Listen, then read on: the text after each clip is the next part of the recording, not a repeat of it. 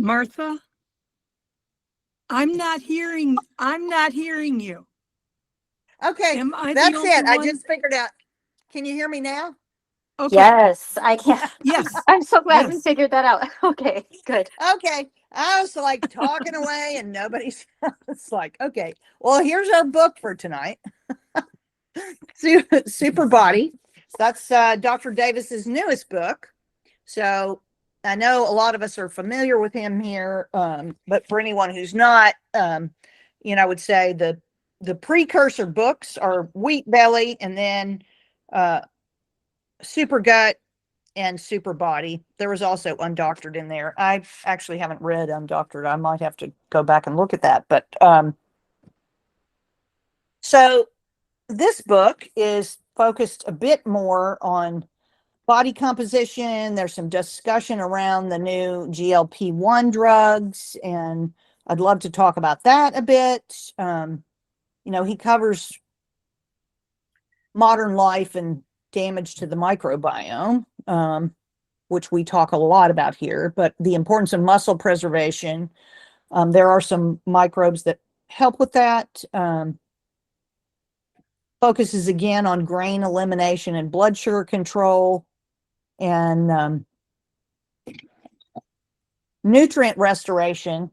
So I'd like to talk a little bit about that because I have root cause protocol training, which is a little bit different approach to nutrient restoration. And I have another friend who is a clinical nutritionist, which I have discussed a lot of the problems with the lack of nutrient density in our food with her. So would be great to talk about that a little bit, and just maybe have a general conversation about the book. So if you have something you want to add, or one of those topics is appealing to you, raise your hand and let's get started. So it's not just me talking at the screen. And by the way, it is my 64th birthday today, so I'm spending my birthday with you. So Happy birthday. Jen's got her hand. Yeah, I do, because I was going to first just hijack the conversation to say happy birthday to you, Martha. Oh, And thank you for doing this on your birthday when we would all totally understand if you were out celebrating and doing something else. So we appreciate you. I so appreciate you and just wish you all the best.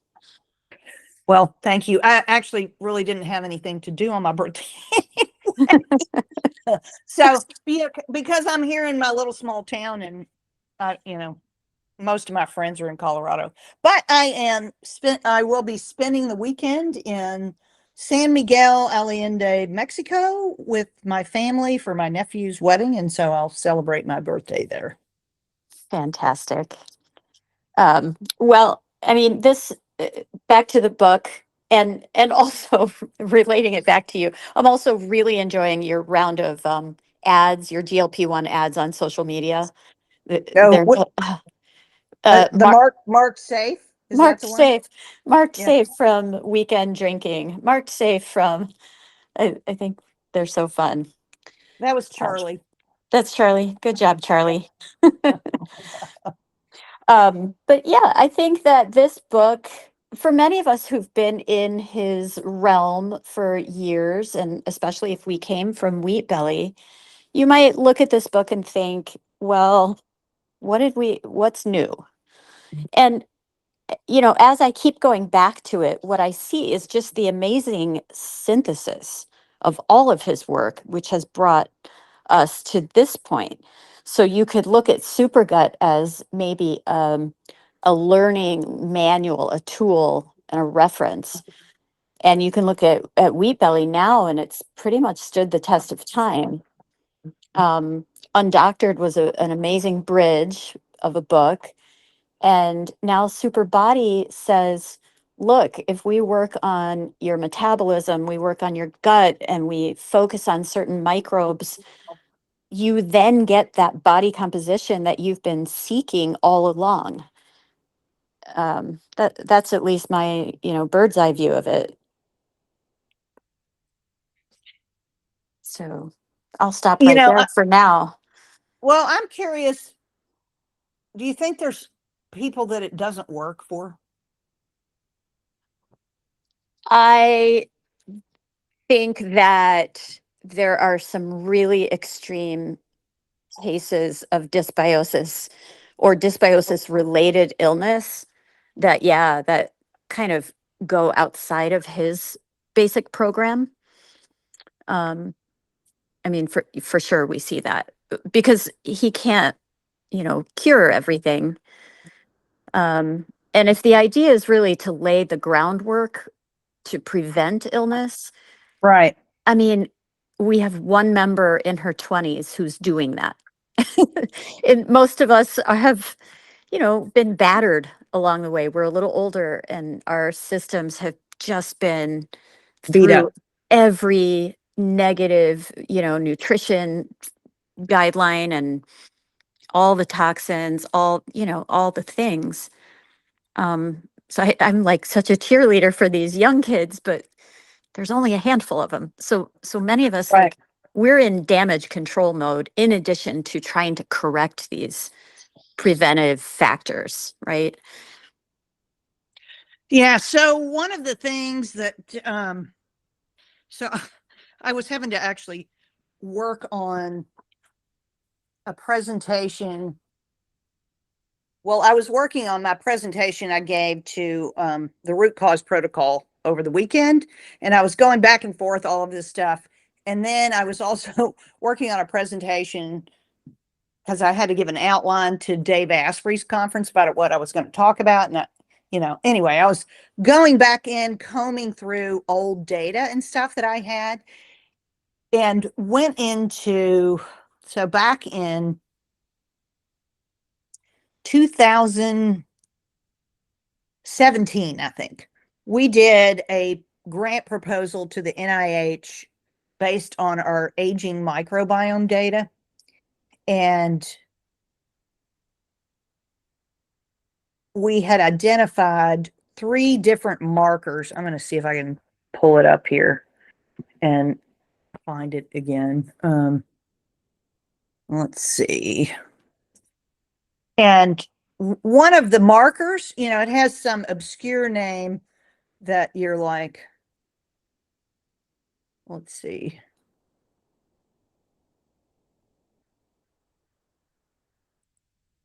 I can find it here. It has, some obscure metabolic pathway name, but essentially it was a precursor. So something that was declining as we age is a precursor to hyaluronic acid, which is what we need to build the glycocalyx. And I didn't know that. So, so when I think about, like, the yogurts don't do that, but like bone broth does that. So, and I know we talk about food and stuff in here, but I keep trying to think about how the yogurts are helping the glycocalyx. Yeah, I don't know that's a What they direct do. relationship. No, I think of hyaluronic acid as coming from an ancestral diet that, again, we don't eat anymore. That Right. The organs and the organ meat. yeah, and I definitely understand what a lack of hyaluronic acid will do because it's disastrous for your joints, and I've lived that one. And not great for our eyes. And then when you think about it, that's the glycocalyx, right? I think you and I have talked about how the eyes are a glycocalyx. They They're the are the same. glycocalyx. Yeah. Yeah, I mean, I like, he has a chapter in there called The Awful Truth, OFFAL, OFFAL, which is organ meats. And it's interesting because, I mean, I grew up, my dad grew up on a farm. I mean, they didn't have a farm by the time, I was a kid, but they still ate like or when we would go to my grandfather's house, he would mix brains in with scrambled eggs for breakfast. Scrapple is what he called it. And, you know, so they cooked a lot of different organ meat stuff. And so my dad grew up on that. But I don't ever remember growing up eating liver or anything like that. So, and this weekend I was at the Root Cause Protocol conference. I spoke there on Saturday, and I don't know if you're familiar with the product Pluck. Has anybody heard of Pluck? Yeah. Is that the seasonings? Yeah. So the chef was, the chef who founded that company was there, and he was just delightful. And he gave an amazing, let me see if I saved his, let's see. He has a website that he has all these, like organ meat recipes, Pluck seasoning. I know this is not but let's see. I can share this.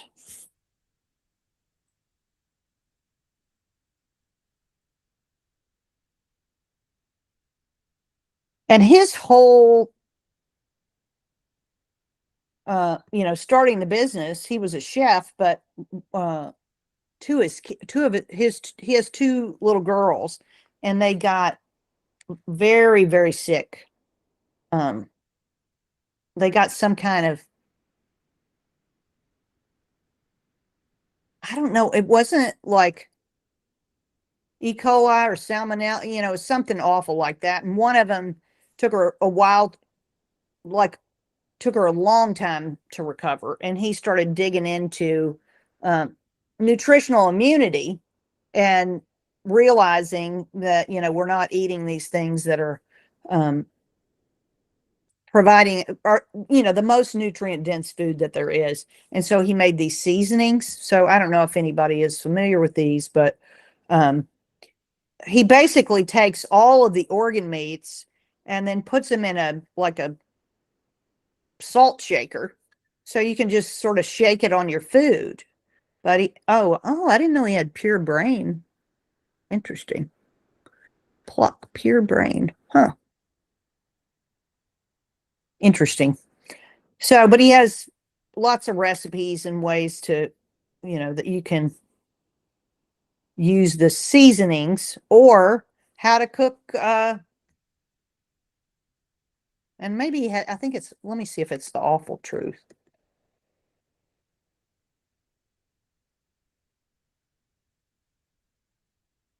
No, I don't know.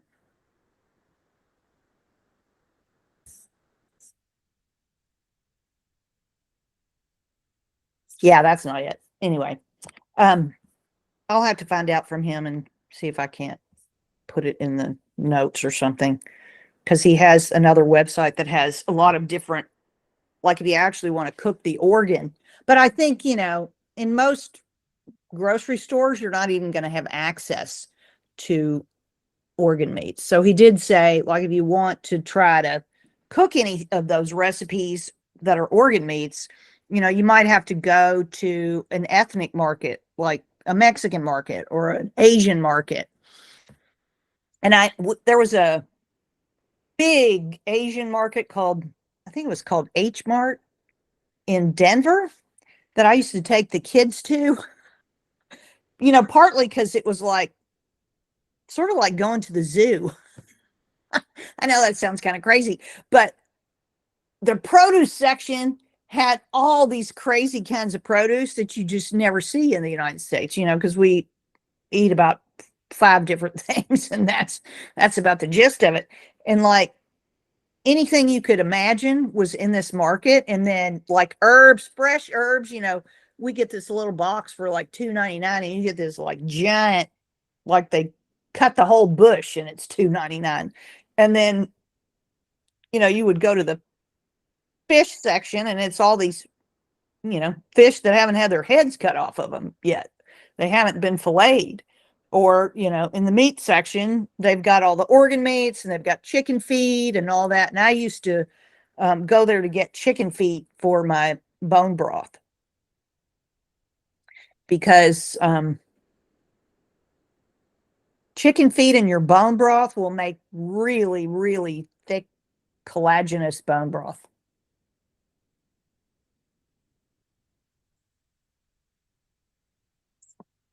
So, Debbie, it looks like your hand's up. Hi. So was the chef's name James Berry or somebody else? Yeah, it's James Berry. Okay, so Dr. Debbie Osmond has an interview with him on her in September of 2024. I thought it sounded familiar. Yeah, he's just a lovely person. Yeah. Um, And the other thing I wanted to say was in my family, I have one of 13 kids, and I loved to eat beef liver growing up. I loved it. And my siblings did not, and I'm the healthiest. So interesting. Yeah. What number were you in birth order? I'm number 10 in the birth order, and then I'm the fourth girl. So it's interesting too, because at the Root Cause Protocol conference, they talk about because you get your initial download of minerals from your mother. So if your mother, isn't replenishing those minerals before she gets pregnant again, each child is subsequently depleted of minerals. So it's good that you ate lots of liver if you were number 10. Well, but we butchered our own cattle, and so my mom would have we ate predominantly beef all the time. It was a rare occasion when we had chicken, and we never had fish, ever.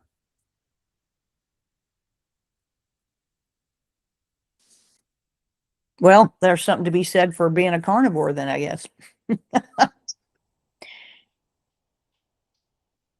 Although I do think, I mean, I'm sure you ate more than just beef though, didn't you? Like vegetables? Yeah, we had a huge, Yeah. had a huge vegetable garden, and I mean, it was enormous. I mean, one year we froze 40 gallons of strawberries. I mean, it was a big bumper year for strawberries, but yeah, we had our gardens. My dad grew all, potatoes, and we had a huge garden. But we had a lot of kids to, Feed. well, work in the garden too, Yeah. So, You a had lot of labor. you had the labor and the people to feed. Yeah, exactly. Well, and where was that? Where did you grow up? I grew up in Central Illinois, in between Springfield and Decatur, Illinois. Okay. Yeah, and then the other thing was that I was a collegiate athlete, and I think that helped my health longevity too, because I kind of, one, I knew how to work out. Two, I knew what real pain was. Yeah, Tom. Hold on. So I was also interested in the vitamin D discussion in here, and I know a lot of people take vitamin D. And my nutritionist friend, who's a clinical nutritionist, recommends taking vitamin D. And there have been a lot of studies around it.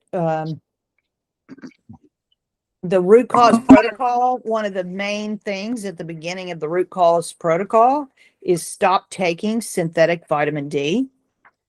So they do have you take like fish oil or emu oil, where you're getting a full complement of the fat soluble vitamins, but not taking separate vitamins. And I've dug in a lot to vitamin D, trying to understand this conflict.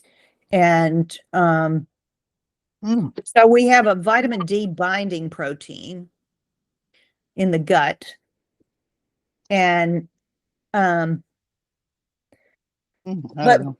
vitamin D is actually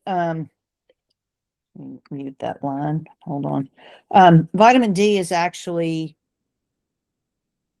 delivered in the lymph,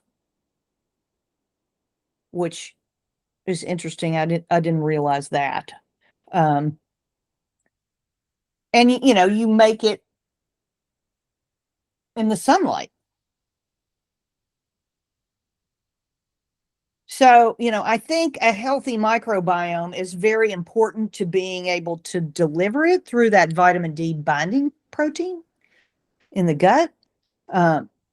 But what we're measuring, so when you go get a blood test and measure your vitamin D, you're measuring serum vitamin D.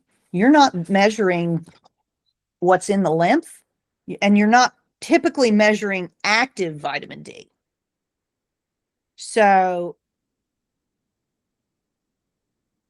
and you know, being the natural skeptic that I am of things that become incredibly popular that are getting sold to us, I wonder about synthetic vitamin D that has, you know, risen in this incredible popularity.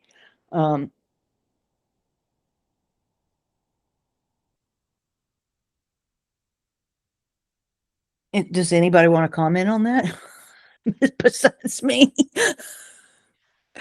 I have not gone through the root cause protocol, but I've read as much as I can, and I just have never been able to square it.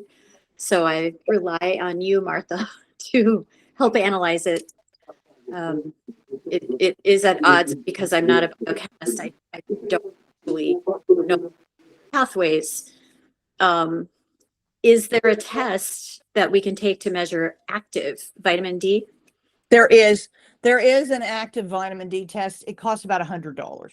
Okay, what do you know the name or the CPT code? Hold please, and I can probably tell you if I can find in my many sheets that are open here. Okay, Toby, your line is open. We can hear you. Oh, Hold on.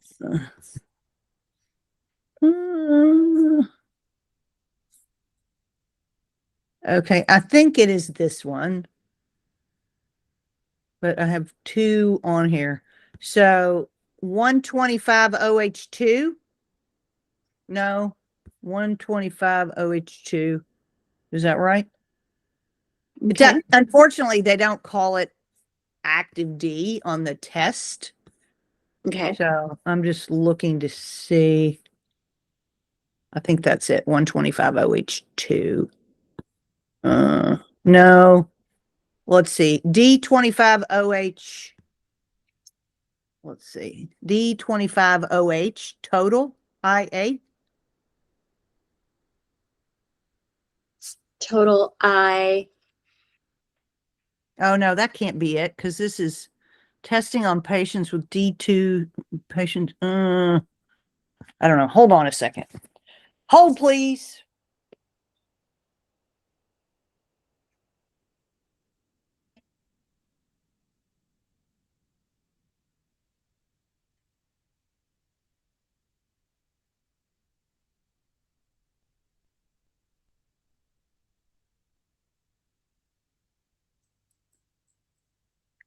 Because the other one is storage D.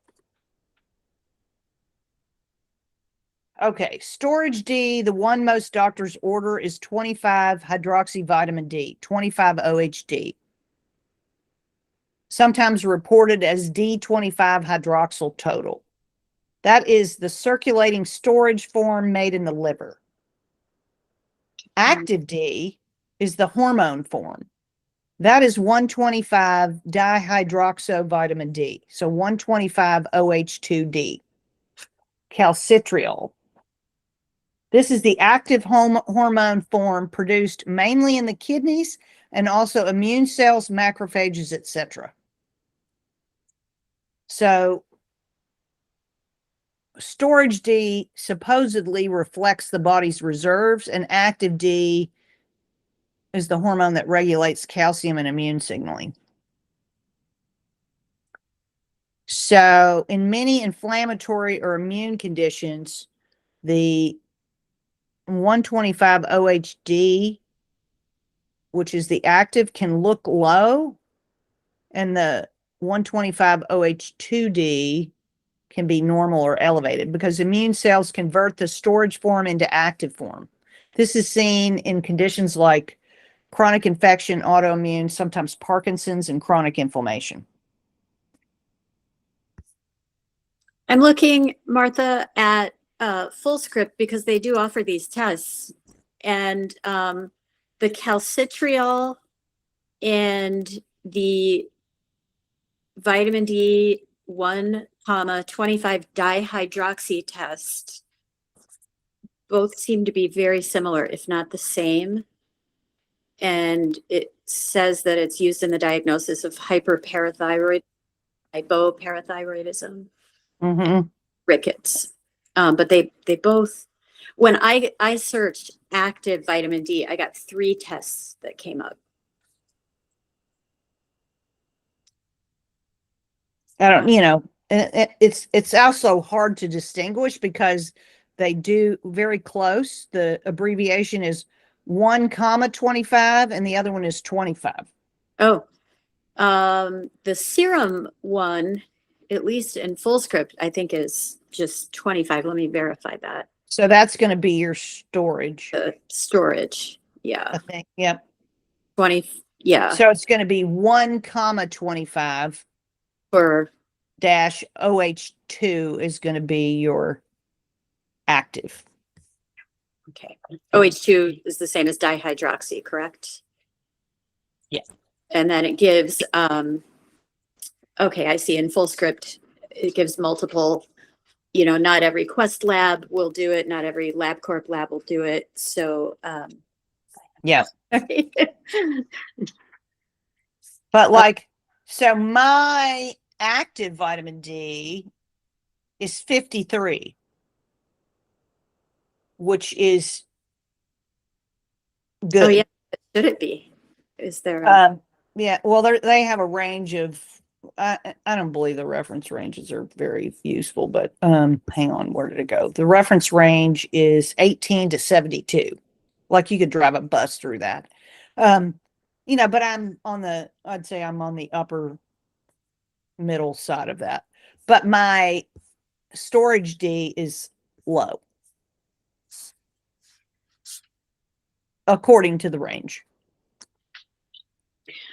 I've read a little bit about this with circadian rhythm types of coaches. There's one woman out there who I think does a really good job. And she talks about this too, where you would expect this time of year for your storage form to be low because we're not, we have not built it up yet from a circadian standpoint. Right. You're using it. You're using what's in storage to produce active. Yeah. Yeah. So that, makes sense. And I don't know if we call it overdosing, what are the effects of taking too much vitamin D this time of year? Because many of us amp up it. We have a winter amount to keep our numbers high and a summer amount where we don't need quite so much. But then what do you do with the, as we age, does the active form decline? Because we hear that. I don't have an answer for you, but I guess we can all test it and see. But what I would say is it's probably normal for you to have a cycle of ups and downs. Yeah. So anyway, then I asked the question, okay, but so vitamin D is delivered in the lymph. So it comes in, it enters the body through the lymphatic system, not the bloodstream. Mm-hmm. So then, okay, so what if your lymph's not moving? So it's packaged in the intestines in these little fat things called chylomicrons. and those enter the intestinal lacteals, or the lymphatic vessels in the intestines. And they go through the lymphatic system to the thoracic duct up into the subclavian vein. So like when people do that, tapping of the lymph, Mm. if you're familiar with the big six, and I can show you that in a minute if you, that's this subclavian area. And then that's, I guess, where after that it appears in the bloodstream. So it goes from the gut to these chylomicrons to the lymph to the thoracic duct to the blood. So that's another reason to keep your lymph flowing, because that's going to deliver your vitamin D. And then it also, some of it binds to albumin, which I didn't know that. And, part of what I've been working on and looking at with Dr. Ninham is related to, we talked about on our learning lab call, the quaternary ammonium compounds, and they affect how albumin is formed and able to do both albumin and bile. And so vitamin D is linked to both bile acids, lipid metabolism, lymphatic flow, and albumin. So all of those things that are disrupted by the quaternary compounds, can impact your vitamin D. Toby? Yeah. Hala? Hi. I'm just looking at my results, and I have 3,000 different vitamin Ds. So first is 1.25 dihydroxy D. That's What is active. this? That's your It's active active. vitamin. Yep. And it's 33.8, probably good enough. Yep. What is That's 25 hydroxy vitamin D2? Oh, That is, I think, 25 hydroxy vitamin D2 is the storage. 7.6, whatever that means. I don't know. They That's don't low. have reference. Yeah. That's low. That's low. That your storage is low. Your active is okay, but probably you could use a little more sunshine. Well, yeah, in Indiana. Then 25 hydroxy vitamin D3. That is. This is D2, D3, what's your D3, Toby? 37. Again, I don't know. Then there is but this is long ago. I mean, those are 2012. I don't know what they're doing. Then there is a 25 hydroxy vitamin D. So they're separating D, D2, D3, and D is like a 45. Okay. They Yeah. measured this in 2012. Now So they're measuring. This says 25. Okay. I just asked the difference. It was 25 OHD3. The source is sunlight or D3 supplements. 25 OHD2 is prescription vitamin D2. And then there's a total of D2 and D3. And then active is the 125, which is called calcitriol. I don't have calcitriol, but it's like a D. There is 25 hydroxy D, D2, D3. This is how it's measured here in this state. Yeah, I don't obviously. know. And vitamin D is like a 64, the one that we measure. And then the other one, the hydroxy D is 62. So they're pretty close. Then D3 is 62. Those are actually about the same. Only vitamin D2 is less than 5.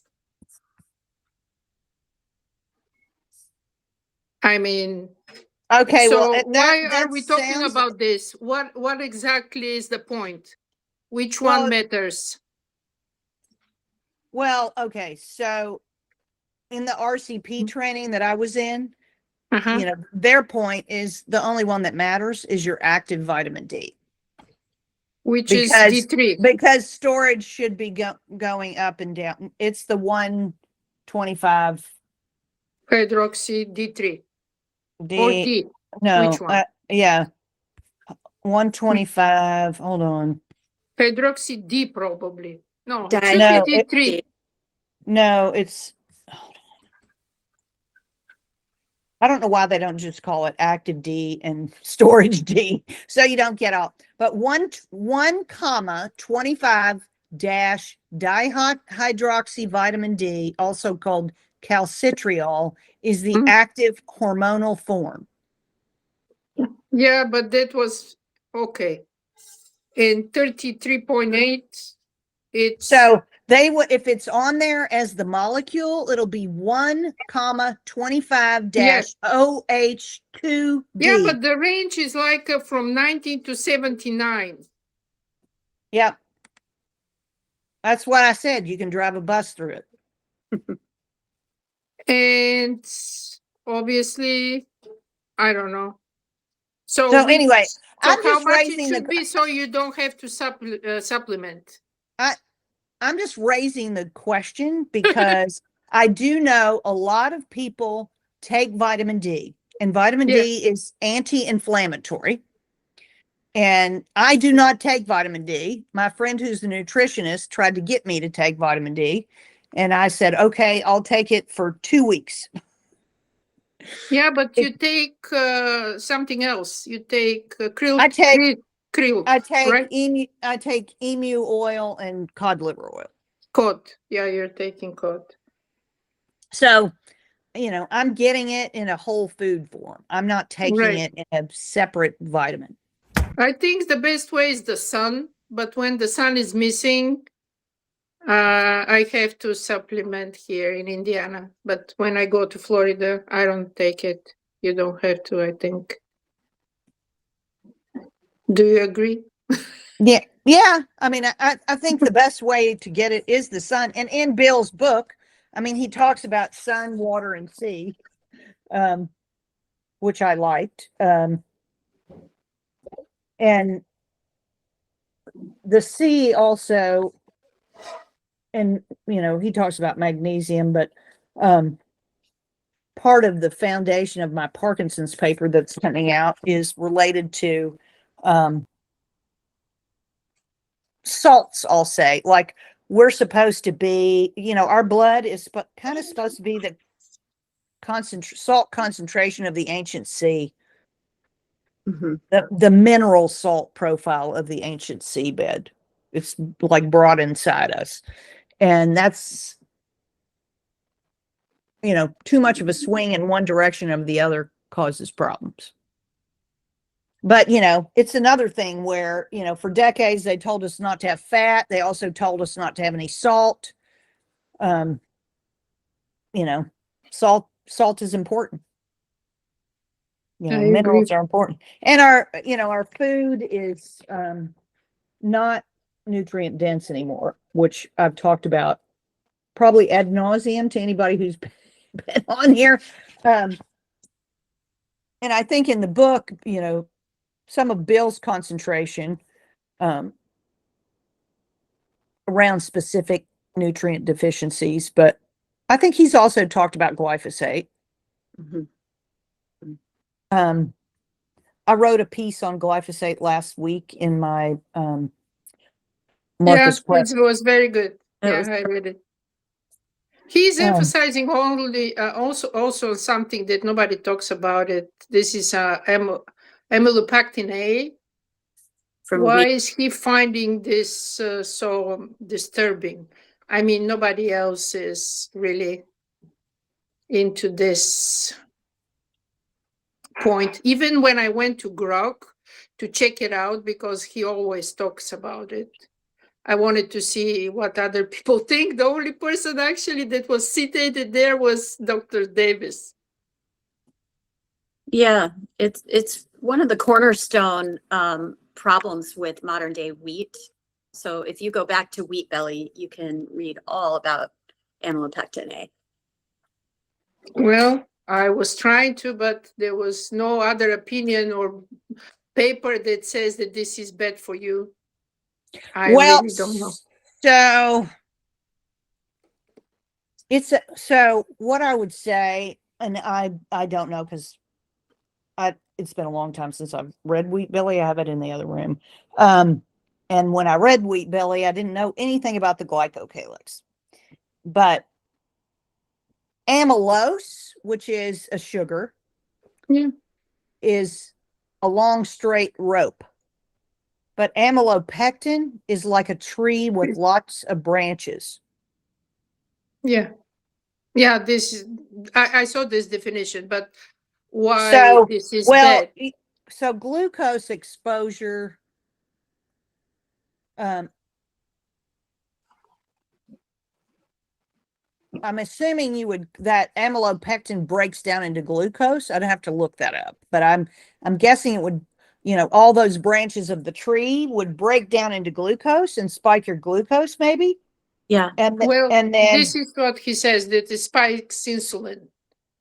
right, which makes sense. And then all that rapid glucose exposure is going to have an impact on the microbes. So a lot of those pathogens that love the glucose. But this is spike for a short period of time. I mean, why is this worse than sugar, let's say? I think it's got a different digestibility. I think it's like an ultra processed food, the way that it digests even faster. I And don't know. I'll have to do some digging on that. You know Yeah.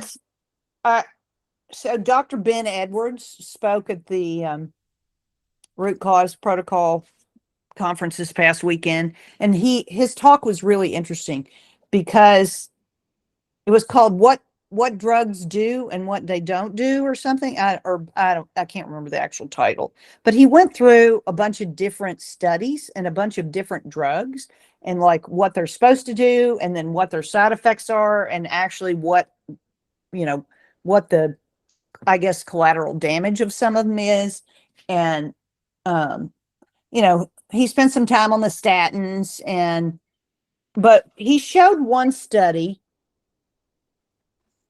on blood sugar, and I'm going to have to, because I was in the middle of also trying to finalize my presentation when it was going on, but they did this study, and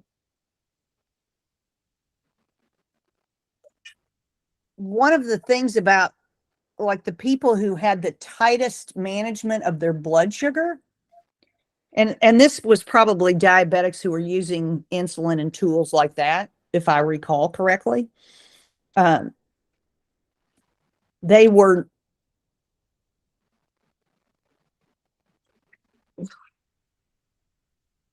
I mean, I don't know if I'm going to get this phrasing exactly right, but they actually had a higher risk of death.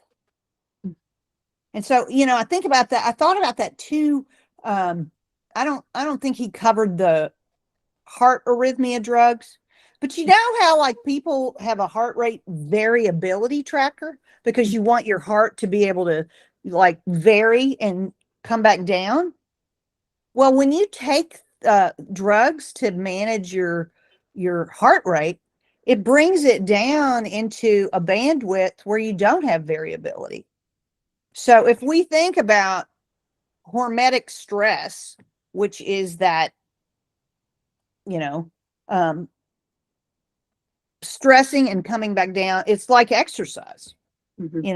We're exercising our glycocalyx coming up and down. We're exercising our heart rate coming up and down. We're moving and changing. And if we're always attempting to keep ourselves in a very, very narrow bandwidth, I'm just asking the question, is that the best thing either? Because that's what a lot of these drugs do. And people don't live as long who are on the drugs, who are tightening their bandwidth. And I think about that in terms of John also. I'm writing this book, but also this weekend I was talking to a lot of different people about the RCP, because some of the protocols in there, I think, swing people too far in one direction or another with electrolytes. And, and you have somebody like John who has a very, very narrow bandwidth of what he can tolerate. So, if we're kind of pulling in our Yeah. tolerability bandwidth, maybe that's not good. No, it's not. I don't think it is. And this is like the heart is. It's not a perfect zero sweet, the one that you wish to have. Right? Right. So anyway, I'm asking these questions just to ask questions. I'm not saying don't do anything that anybody has told you to do. I'm a Yeah, me perpetual, neither. I'm I'm a just researching and wondering what's the reason of some statements. Because those days people do different statements and draw different conclusions.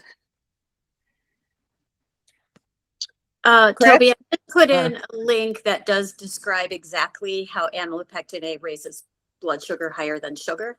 So if you want to check out that link.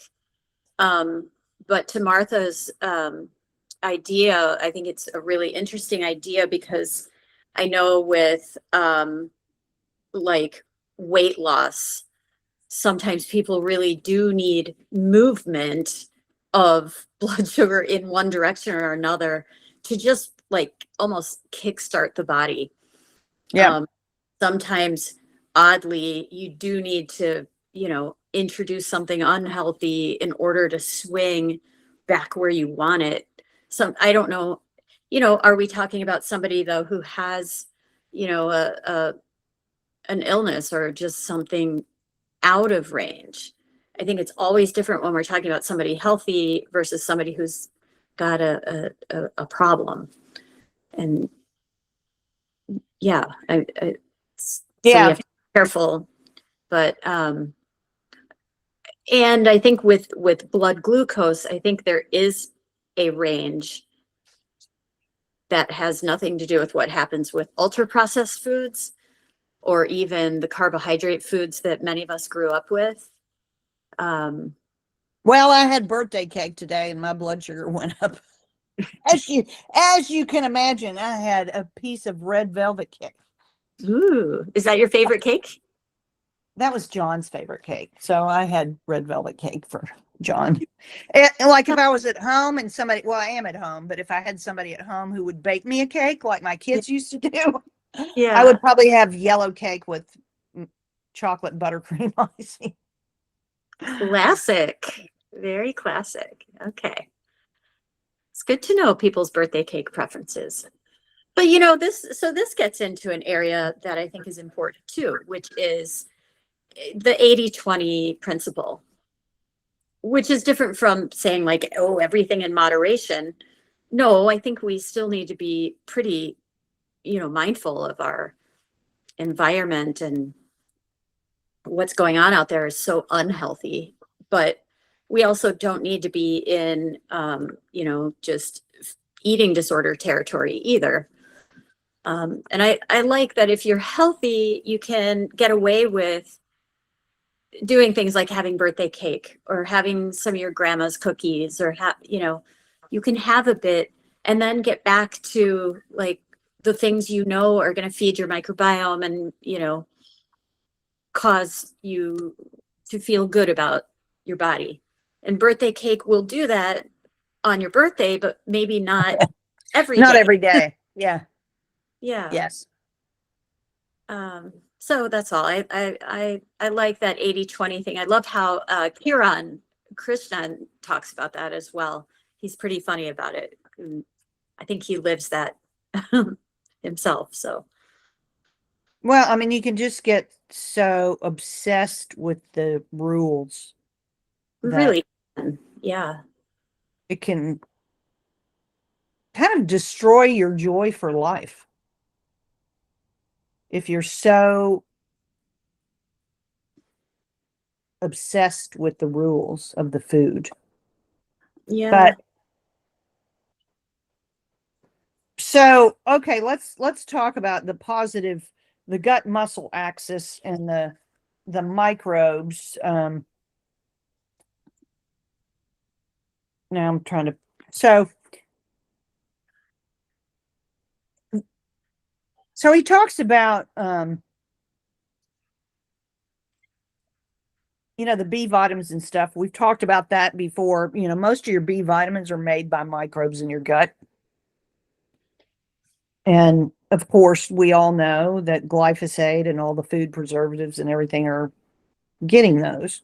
I think Bacillus subtilis is also, so the DE111 that's in all of our formulas, that one has been studied for muscle mass.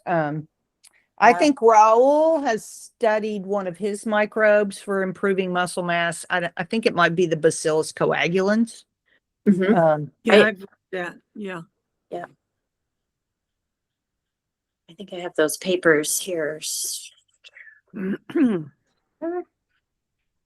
yeah, it was just rooting around in my refrigerator in the basement where I keep my backup microbe stuff, and I have a separate container of the Bacillus subtilis that we use, they sent me a large container. Well, not that large, but a large sample container. I was like, maybe I need to be using more of that.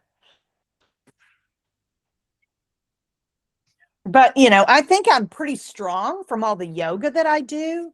But I think my problem was, this winter, and I sent you that post from Jack Cruz today, is like doing keto in the winter is not good if you're in a place where you don't have light, because you're basically burning off deuterium and causing other problems. But anyway, I don't think I was burning off anything, which I have made a comment about that. Okay, so That's just one of the papers. So I think if you cut and paste or copy paste that one, yeah. and I can find some of the others. These are older that I think you and Raul sent them to me long ago. Yeah, because they did quite a bit of research on and did a lot of work with athletes. Mhm. I Yeah. also have a huge bag of Lactobacillus gasseri in my freezer. A bag of it. Yeah, let me see. I'll show you. Is it our strain? Is it the strain we want and like? Find it. Where is it?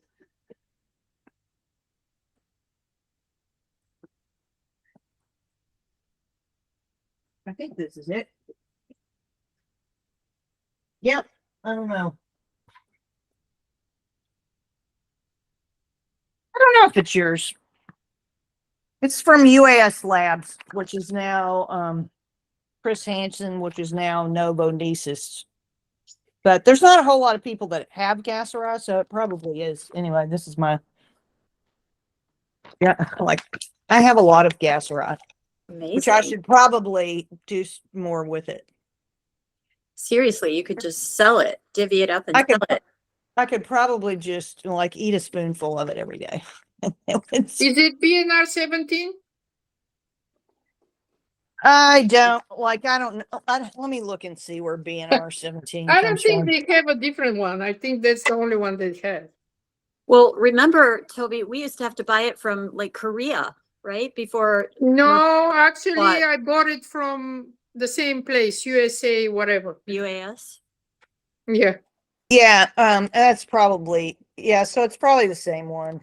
So it was, but it was, there was lime taste or something. Is it? Yeah, that's it. It's UAS. Yeah. This is it, because Or mandarin? I don't remember, but there was a flavor, and maybe there were different flavors. So they sent me samples with different flavors. I don't know what they were thinking to make of it. Maybe drinks or something. I don't know. Funny. But only in the first batch you can feel it, the flavor. Actually, the flavor was not bad at all. You have yogurt with flavor, so why not? Lemon or something else. Yeah. Martha, can I ask you about magnesium? sure. This is what I'm suffering with, to figure out the best way to supplement magnesium, or because we don't eat any bread and oats or whatever. So the lack of magnesium is quite bad for me in a sense of having constipation since I started the program, and it's getting deeper. And the only way is magnesium citrate, but for some reason this is not recommended or something. What do you have? I like this. What is it? I was on this guy's pod. It's called Bioptimizers. I was on his podcast maybe 6 months ago. Okay. It's 8 different kinds. So it is magnesium. It's a proprietary blend of magnesium chelate, magnesium bisglycinate, sucrosome magnesium as magnesium oxide, magnesium malate, magnesium orotate, magnesium taurate, and magnesium citrate, and a small amount of manganese and humic fulvic monoatomic blend. Right, And but this the works great. proportions, can you tell the proportions or it's too much? It's 500 milligrams in 2 capsules, and I usually take 3 capsules at bedtime. Oh, once per day? Yep.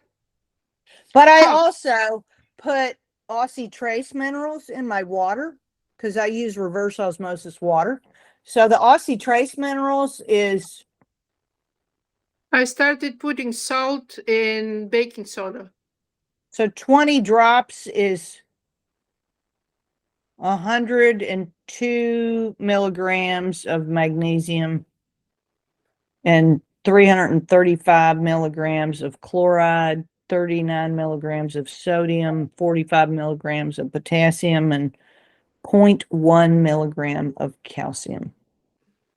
So, and I do like this. I just put drops in my water.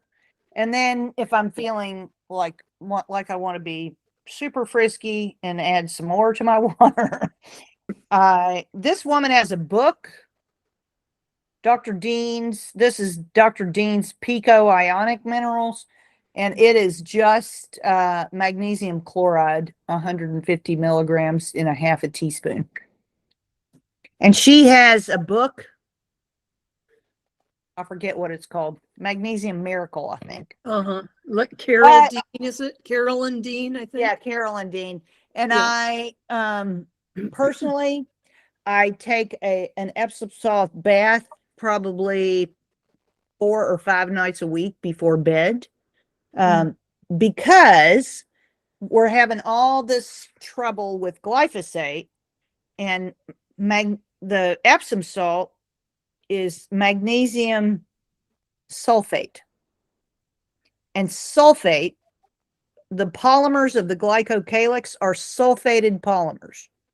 And you need sulfate to make cholesterol. So you can absorb that sulfate through your skin and bypass all the gut problems with swallowing something.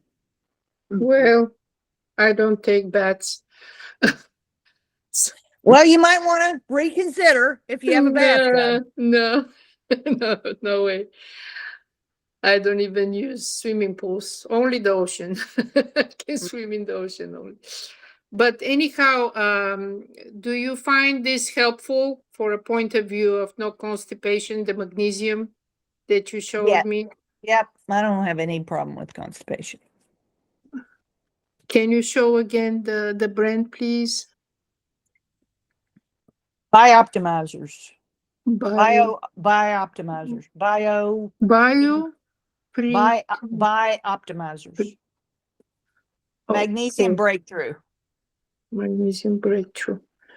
Okay, well, I'm gonna try this. I started putting salt and baking soda in my water.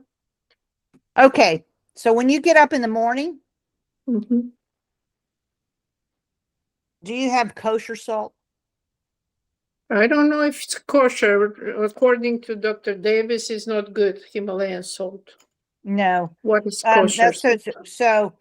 Well, okay. You need a couple things, but for constipation in the morning, you want to get about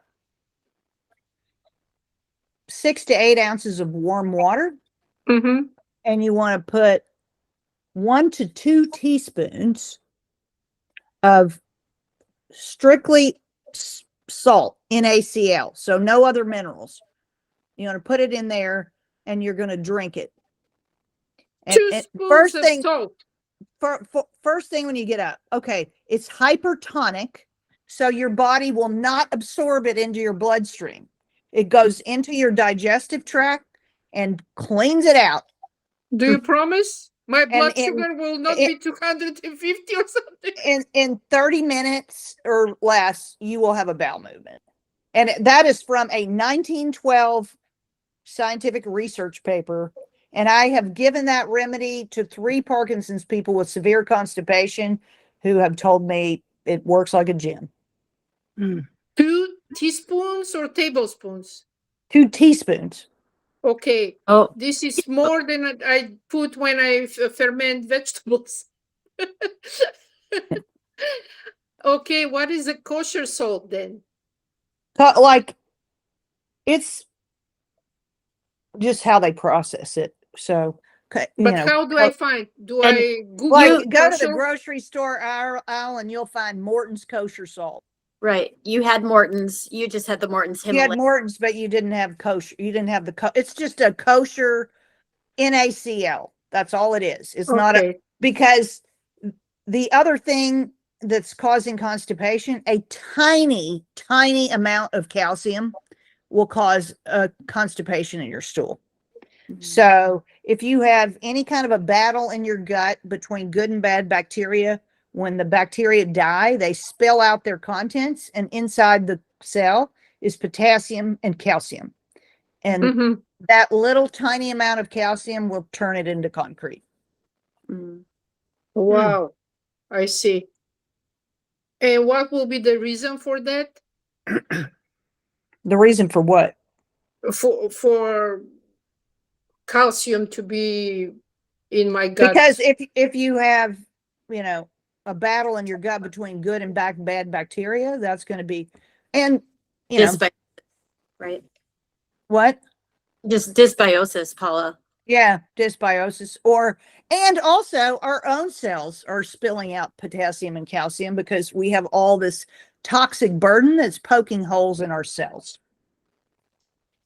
Oh. Okay. I want you just try the salt one day. Okay, I And will. you, I will. and then you can tell me the next time we have a phone call if I'm a miracle worker. And this works, and you do this every day, or I you don't do it every day because I don't have constipation. But it's actually something we talked about in our Parkinson's paper that's about to be published. And it's old research from 1912. But some of the really good old research gets buried because nobody wants you to have a Yeah, cheap remedy, and it's they'd too rather simple. sell you a bunch of Miralax, which is going to make your microbiome in much worse shape. Yeah. So, do you know if this remedy would interfere with my thyroid medication? Because this is what I do first thing in the morning. Your what medication? A thyroid medication, tyrosine. Oh, I don't. Like, do you have to take the thyroid the first thing when you get up, or can you wait 30 minutes? Well, it says do this first thing in the morning with water, and I do this. Well, Right. It has to be on an empty stomach, like a truly empty stomach kind of thing. I think I've Yeah. Is it thyroxine?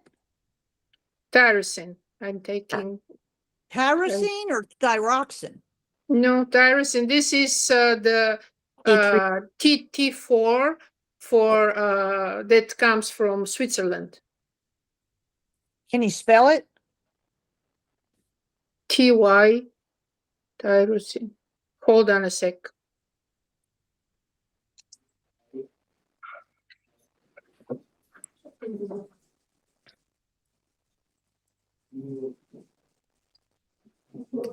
Martha, while she's looking, what was the amount of salt you said to put in the water first thing in the morning for constipation? I don't have it, but I have a friend who does.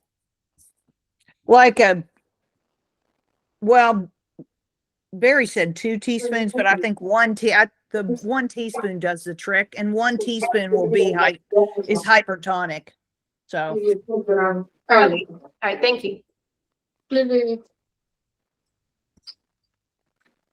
I moved it. I cannot find medication. My medication. Tyrosine. yeah, Levothyroxine. Okay, so that's T4. Yeah, it's T4, but it's liquid in a gel capsule, and it works like a charm compared to the levothyroxine. But it has to be first thing in the morning. So which one do I do? Maybe if I do this cleanse, all my tyrosine will go away. I don't know. well, I would say if you've got to take that first thing in the morning, then I wouldn't do the salt thing, or else I would try the salt thing and wait 30 minutes and then take it. Like, because I don't know that 30 minutes is going to make a difference in but the salt would already be out of the way. Wow. I don't know. I have to try this. I'm going to do first the salt and then. I mean, just, so this is interesting. So, your medication, the way, to me, I saw it and it screamed tyrosine to me, the amino acid. So I asked ChatGPT, is there a connection? Well, tyrosine is the backbone of all the thyroid hormones. And tyrosine is an amino acid that we only get from plants or animals that we eat, or from being made in our gut by microbes. And it's made in a pathway called the shikimate pathway that is the specific target of glyphosate. So why do you think we have all these thyroid problems in the world? Well, tell me. I got it when I was 30 years old and they killed my thyroid gland. It was the other way around. It was hyper. And now I'm hyper. But yeah, many people do have the problems, yeah. And everything. What about the microplastics? What do you think about that? Well, try not to think about it too much. Microbes can break down anything. So they can break down plastics. You know that, a plastic is a polymer. Yeah. Microbes make polymers. So microbes make plastics. They break down plastics. What I would say is you're probably selecting for a microbiome you don't want if you have a lot of plastics, because it's going to attract microbes that can actually break that down and use it as a food source. Do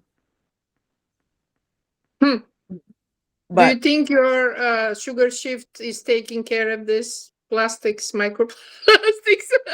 I'm hoping. I don't know if sugar shift. I mean, I will say, it does a lot. It does a lot, but because if it takes care of the glyphosate, and you think it's, I don't know, it's like. But I don't know that it's capable of breaking down plastics. I do think I was having a conversation with somebody the other day about, the paleo power, which we sell as Yield and Shield, although I don't think we have it up there anymore. The soil stuff that Raul made. I mean, a lot of the bugs in that paleo power Yield and Shield product can break down a lot. They can take care of heavy metals, all kinds of stuff. But that's not something I would recommend someone drink, because those microbes are not grass status. But, we used to get them on our food because we were eating food from the earth and they were present in the earth.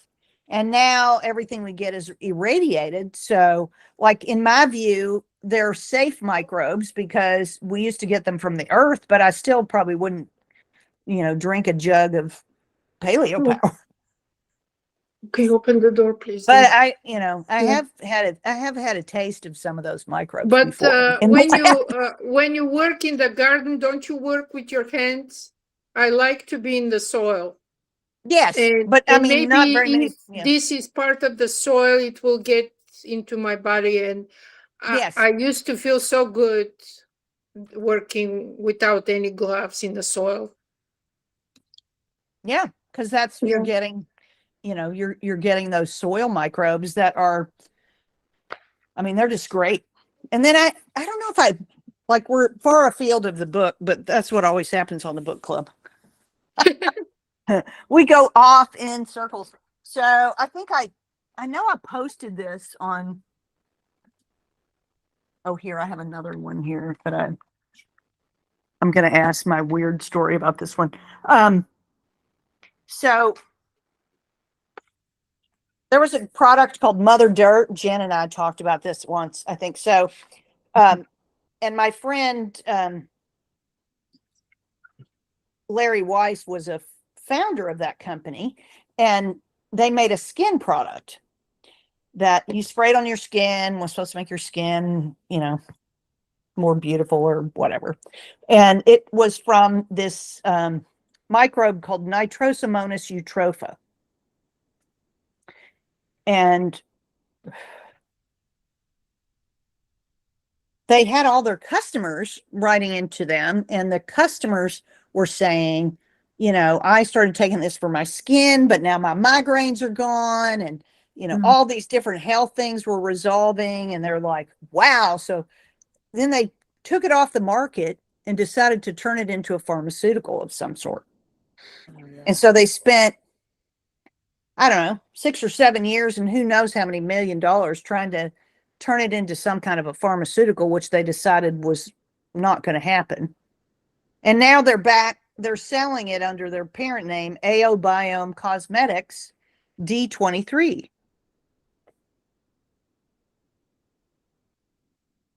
Which I should probably give away a bottle of it as a prize. For more money, probably.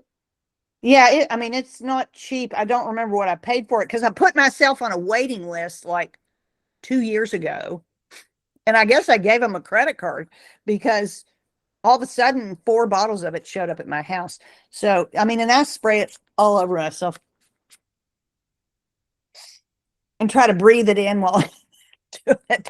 But I think this would last me this would probably last me a year, and it only has a year shelf life. So I have 3 more bottles in the fridge, so I'm going to have to give them away at some. What is it? What is inside? It's a microbe called Nitrosomonas eutropha, and it's What? It's a nitrate reducing bacteria, which I have to go back and look at my musings on it a while back. I think it has some function that's very similar to mitochondria. But anyway, I ramble around about that. And then while I was cleaning out, my stash of frozen microbes or whatever, I found this one that I had found back in, gosh, that's got to be, because that's before we sold our big fancy house. So that has to be in 2015, I found this. And I think it's, so it was called your daily psychobiotic supplement. I can't find it anywhere. And, this was not, I think, an inexpensive microbe to make because it's in a lipid molecule. So it still has. So, I don't think you could ferment that because it says it's a mycolibacteria.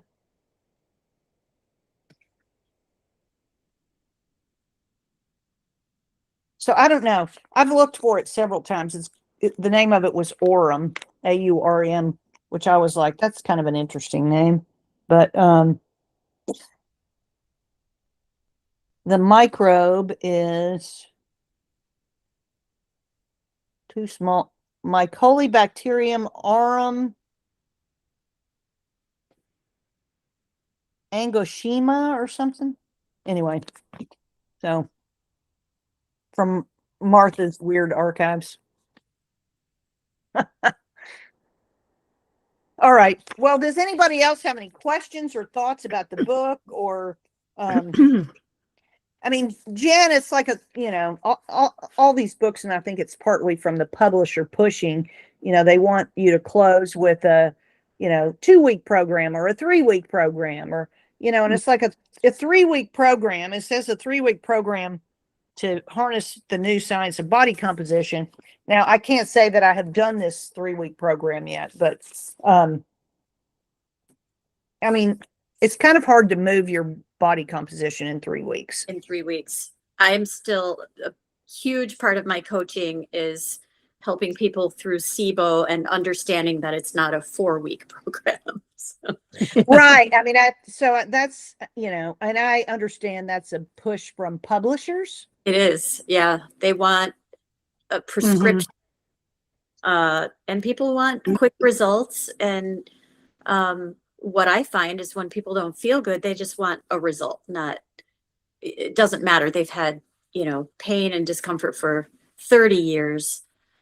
I mean, 1 year has not been unreasonable in my clientele to get better, but people get better and it's so exciting, but it can take a year. And when you add weight loss to that mix, weight loss has its own timeline. Right.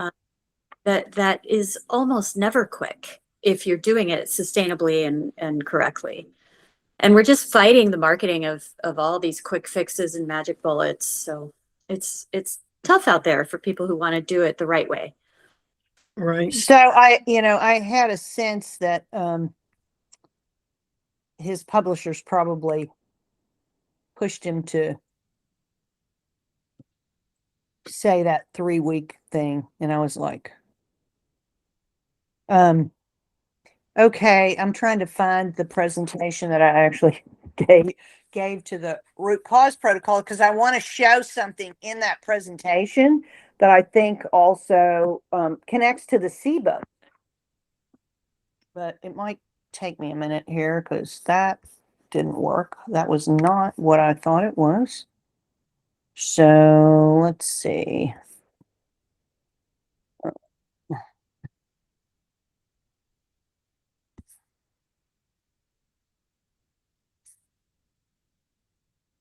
The interface of, no, 1 day ago, it's blank. Maybe that's it.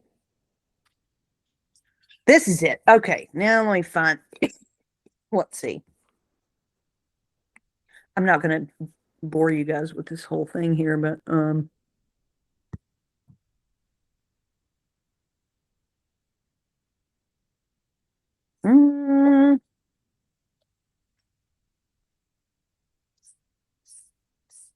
so Morley gave a presentation on the first day. Well, this is an interesting slide, at least to me. So this column here on the right, can you guys see that okay? Can you make Yeah. it full screen?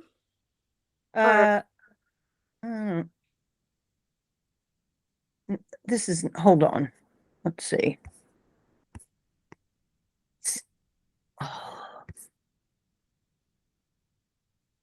Is that better? Yeah. Mhm. Okay. So if you see here, this on the right, the tall column, that is your intracellular fluid. So that's what's supposed to be inside your cells. And you can see potassium is the largest amount of what's inside the cell. Potassium, magnesium, in the intracellular space. And then this is the fluid in your organs is mostly salt. NaCl. And the fluid in the extracellular fluid is also mostly NaCl.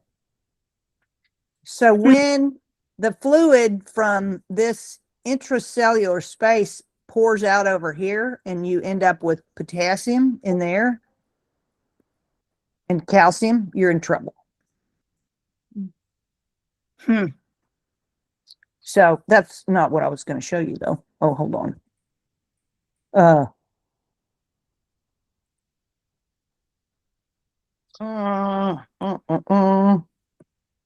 This is way nerdy. Okay, so Morley talked about this metabolite called indoxyl sulfate that it basically destroys the glycocalyx. But what's happening in the battle in the gut is you start to produce too much urea, and then it increases these urease producing bacteria that feed on the urea. And then they produce this indoxyl sulfate, and as well as ammonia. And so these are some of those bacteria, and those are the bugs that are climbing up into the small intestine, Jen. And these are absolutely the bacteria found in Parkinson's. And so you get ammonia that's alkalizing the gut. So you don't have, the pH is not such that it's killing off these bad guys. And you're getting systemic circulation of, these indole producing bacteria and urease producing bacteria, which, that's way more than nerdy than somebody who came to listen to the book club wanted. But I thought, since you mentioned you're dealing with the SIBO people, I think that I just really believe that Dr. Davis is absolutely right. I wish he had written the book about endotoxin.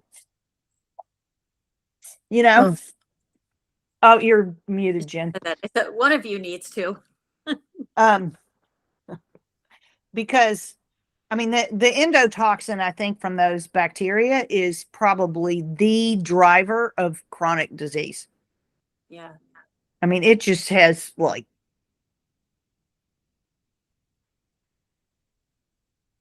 Paula, your hands up again, but your face isn't there. It's only the bird. Are you there? Nope, she went in the other room. So anyway, I just like every time somebody oh, Dean, you want to unmute yourself? Am I unmuted? You are. Hey, why don't you and Dr. Davis write the book together on endotoxins? Jen had a great idea. That would nail it. I don't think his publisher would give a hoot about me, but I forgot all about that. I forgot all about the politics. The politics Okay. of publishing. But so I'm finishing up my, so I have my book In Search of the Perfect Poop will be on Amazon probably next week. We figured out why it wasn't loading today, so I think it'll probably be up in the next few days. Which it's kind of I'll say a little bit fun book of stories about like how digestive problems kind of turn up in all these places and nobody talks about it. So that is a little 126 pages. And then I have my big book that right now is probably approaching 300 pages, but it's close. I'm close to finishing that. And so then when I get finished with that, maybe I will go write an endotoxin book. Is the big a biography? Well, it's kind of a biography. It's a combination of, I would say it's a biography. It's more of a love story. It's a love story about John, about microbes, about curiosity, and, finding answers, and it's about Barry and learning from Barry and how it finally all kind of came together. And so it's kind of I think it's kind of a fun book. I sent Chris a couple of the chapters. It's really good, really good. So I think my plan is to finish my first round of writing on the 18th, and then it will go to editing, and the goal is to get it published or have it launched at the Dave Asprey conference. I don't have a title for it yet. I need to have a title. So maybe I'll come up with some titles and we can vote in the book club on the or on the learning lab call. But it's hard to know what a book should be titled if you haven't read it.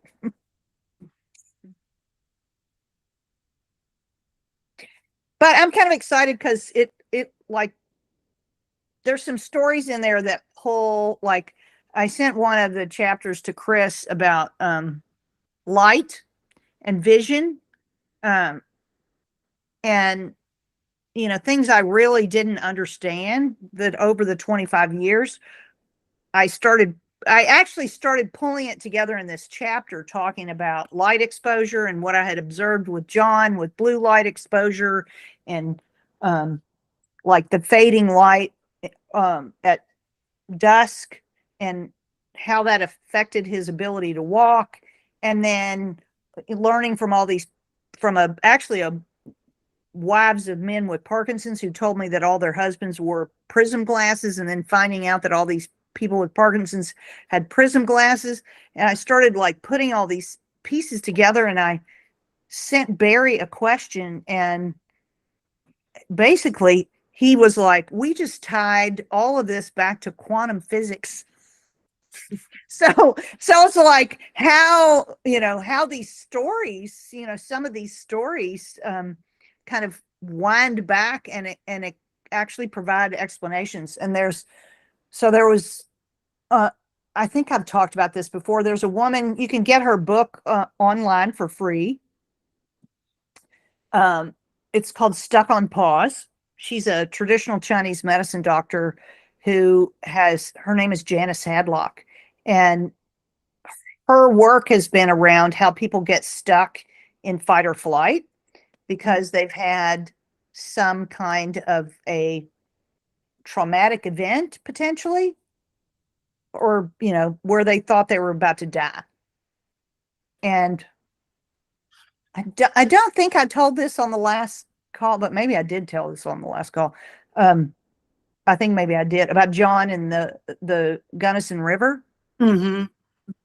So that also just like came back around and tied into that, because I hadn't really thought about how for 36 hours he probably thought he was going to die, and that flipped a switch. So just the process of writing the book, it's interesting because we often don't reflect back over kind of the course of our life.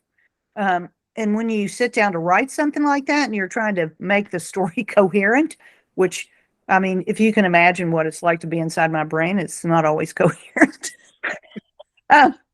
Because I got lots of ideas popping around in there. And so just the process of doing that it's like sharpened the view of a lot of things for me. Mm-hmm. So anyway, I'm excited to get it finished, and I hope people will read it. Excited to read it. Yeah. In the past, you've talked about doing a health timeline, and now you're doing like the ultimate timeline. I still think that would be a great tool to have people somehow, I still want to do that. I it's because even this weekend at the RCP. Hang on a second. Well, no.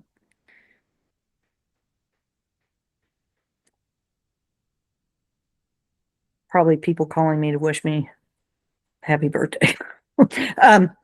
at the RCP this weekend, like one of the things that they do in their, when they first meet with a client, I mean, I'm not I could practice, but I'm not a practicing person. But one of the first things they do is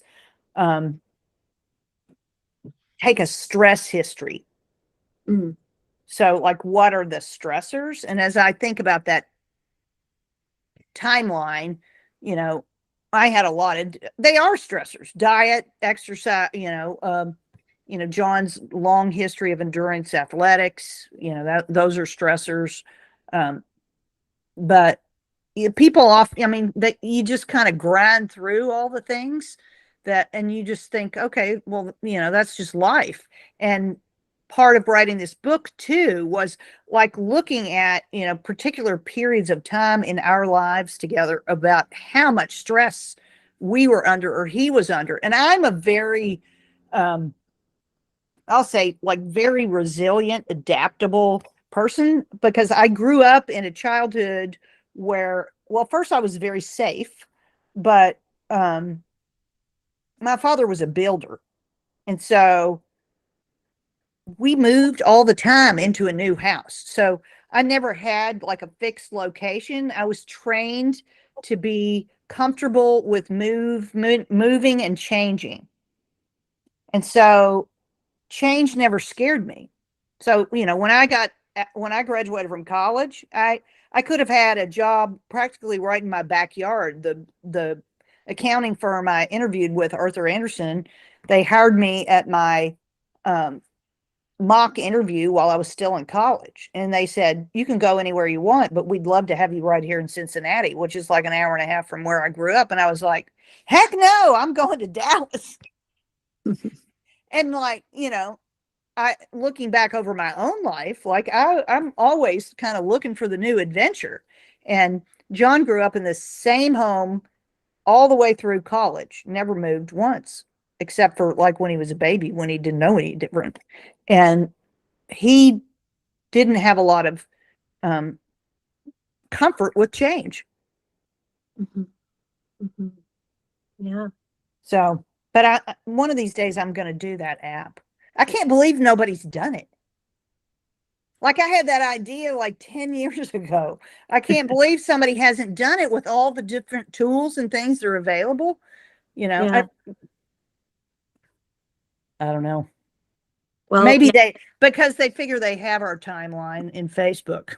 it's already right. Like, who needs that? We don't want to, anyway.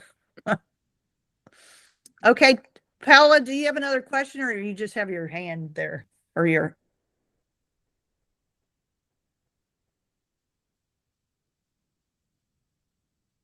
Yeah, sorry about that. Well, there was a couple of things. Oh, first of all, let me ask you something. Did you say that you have cabins that you're renting? So in your the cabin next door to me. So on our farm, I live in a little cabin, and there's a cabin next door that we do Airbnb. Aha. What, are you going to come visit me? Yeah, this is what I was thinking, because I want to go to Smoky Mountains, so my kind of road is through you probably. Okay, sure. So I was wondering if I can rent it for a couple of days. Sure. How do I find it? Can you here? I'm just going to put my phone number in here, and you can text me, and I'll get the listing from my brother, because my brother manages it.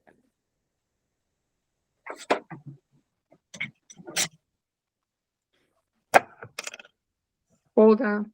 I have to find something. They change everything here. And then Martha, we have a question in the chat about your fiber product. Well, do you have a Yes. pen? If you have a pen, I'll just tell it to you. It's 303-638 Ah, 1226. Okay, thank you. You What about can the erase it. You can What about erase it. Oh, it's all right.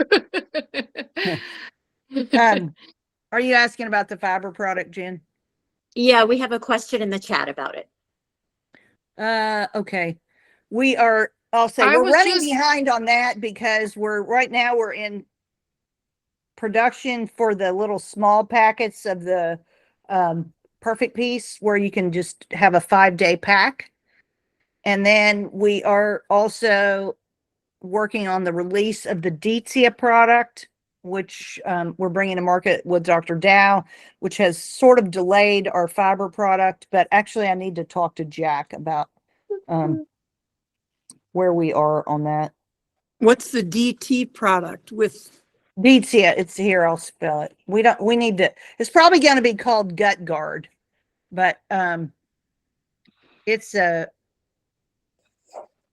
soil organism that produces a polyphenol called canaxanthin, and it has been effective in treating yonis in cattle, which is essentially Crohn's disease in cows. And there are some people who have taken it and it has cured their Crohn's disease. So we are going to do a clinical trial in Crohn's, but we won't be able to say anything about Crohn's when we bring it to market. But we are, pretty confident in the mechanism. Oh, there is a Gut Guard brand for pets. Okay, good to know. So we probably won't use that then.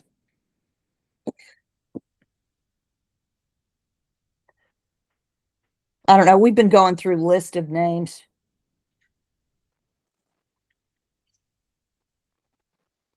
Four-leaf rover. Well, that's a cute name. I love it. I'm looking over a four-leaf rover. So also today, so it's my birthday today, but March 3rd is also, Charlie says it is International Tripod Awareness Day for three-legged dogs. And Charlie's dog Riley is a tripod. Tripod. And if you go to our Instagram page, you can see Riley on the Instagram page.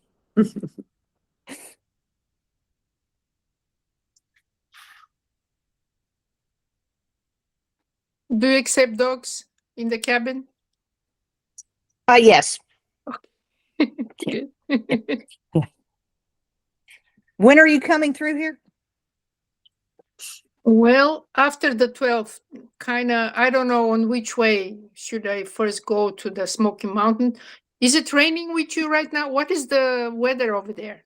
Oh, it's raining. It's supposed to rain for the next 10 days. Okay.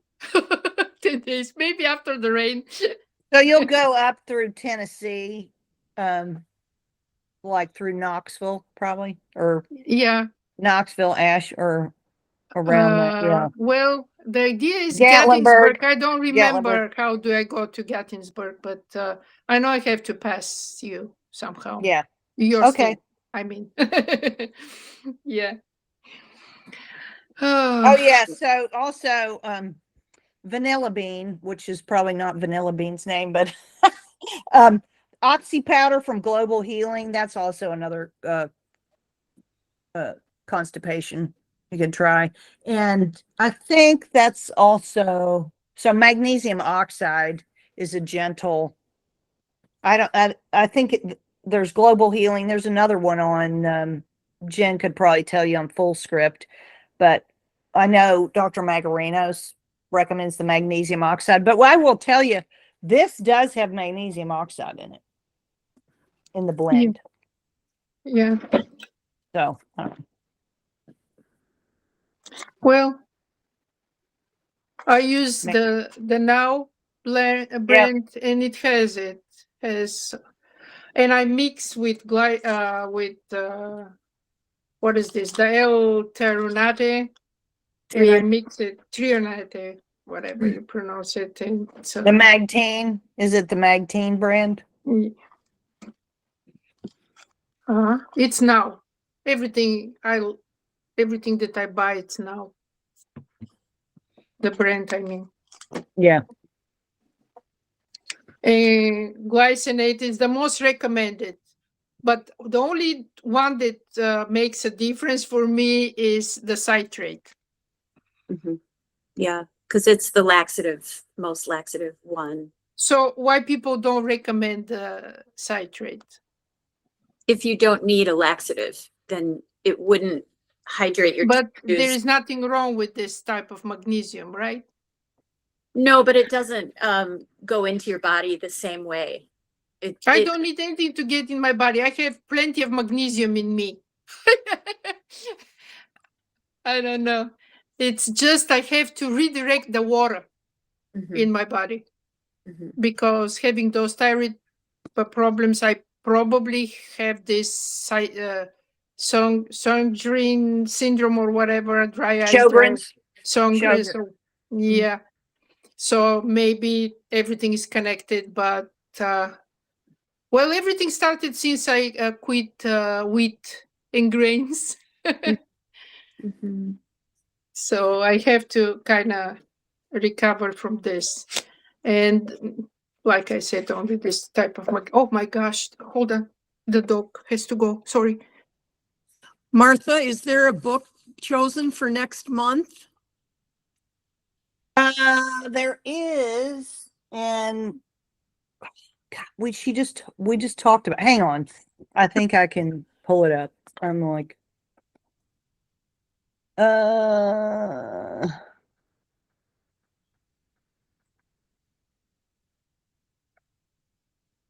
see.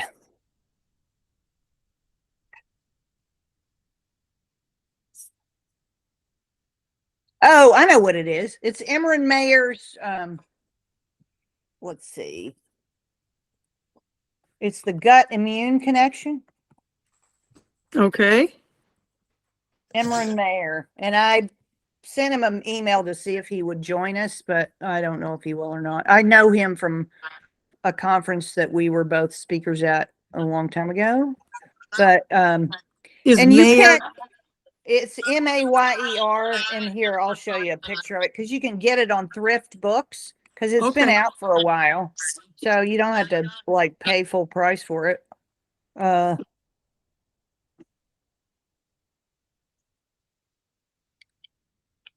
Let's see.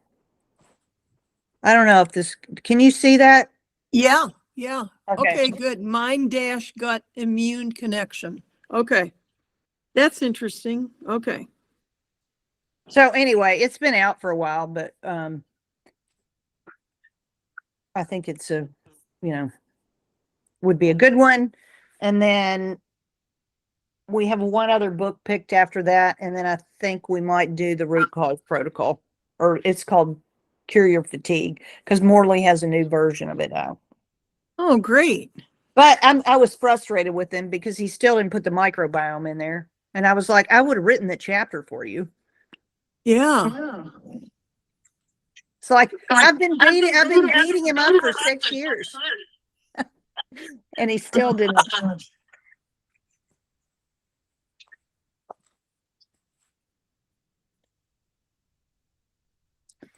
But Martha, do you believe people will pay attention to the Dr. Davis book for the super body instead of taking those easy GLP. injections? Yeah, No, I do not. yeah, I I don't. have the same feeling. It's So- like, I had a friend reach out to me last month, and she said I'm the only rich fat person left. And she was referring to some friends we used to work with. I don't know, I might have mentioned this on the last group call, but she had tried the GLPs and they had made her very, very sick. And she was like, I just can't do it. And then so she did them for like 5 weeks and lost some weight, and then she got off of them, and then of course, ballooned up way Yeah. bigger than she was before. And so it was frustrating for her. And I actually ended up digging into it a little bit more. And one of the chapters in my Perfect Poop book, I went back and added a chapter about what they're designed to do in your gut. Mhm. and also,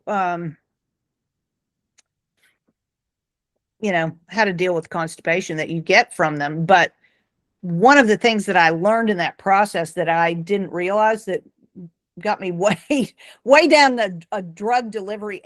So the way that they make them last longer. So in your gut, they don't last very long. Like, you know, your microbiome makes GLPs Mhm. that, you know, send the signal that you're satiated. So in order to make those peptides last longer, they bind them to your albumin. Oh, So you know, albumin is a very important mineral fairy in the body. Yeah. It takes all the trace minerals around the body, and it delivers copper to ceruloplasmin, which is very important for your immune function. And so if you're taking those GLPs, Mhm. you know, not only are you losing muscle mass, but you're probably partly losing muscle mass because you're binding up your minerals that are needed to form muscle mass. but is it But, true you for know, everybody, this side effect, or it's just random for a few people? well, I mean, the binding to What is the albumin, study? Yeah. binding to albumin is going to be kind of across the board. So the question would be, what kind of reserves do you have in your body while you're taking those? And then do you have a plan to get off of them? Because, you know, if you keep taking them, you keep losing weight. You're Hmm. essentially, I mean, like, and then people reach their goal weight and they try to get off of them. I mean, Jen works with this. She's probably better suited than I am. You know, they try to get off of them and they find that they start gaining weight again because it's altered their metabolism, because it's essentially put them in starvation mode for, I mean, I don't know. Do you think that's a fair assessment, Jen? Yeah, and they also do stop working. The average is about 2 years. So over time, they actually become less effective. And then by then you've got a pretty destroyed gut, a lowered metabolic rate, loss of all kinds of muscle. And yeah, and then just to pre-plug my book, if I can ever get it done, I am working on a book as well. And it's really just a manual on how to get off of the drugs. Well, hey, let's have a book club with Jen's. Yes. So let's set a book club date for Date, Jen's book, and then you'll have to get your book done. Probably not. Well, some yeah. people are having like a drops from it, Yeah, not that like was a- injections, very little amount of it. Yep. I that don't was know a- what the difference would be, but That was this a is, brilliant marketing idea. That was Yeah. marketing because at most of the clinics offering, especially the compounded version, because remember, you can't get insurance to pay for it unless you're diabetic. And this was a few years ago. Now, if you want to get the drug and can't afford it, well, here's how many clinics were able to offer it to their patients. They started microdosing it, and compounding pharmacies can make that in eat small, amounts, and it still has that appetite suppressing effect, and also gastric emptying, slowed gastric emptying, which is the beginning of many of the problems. Constipation. Yeah. Yeah.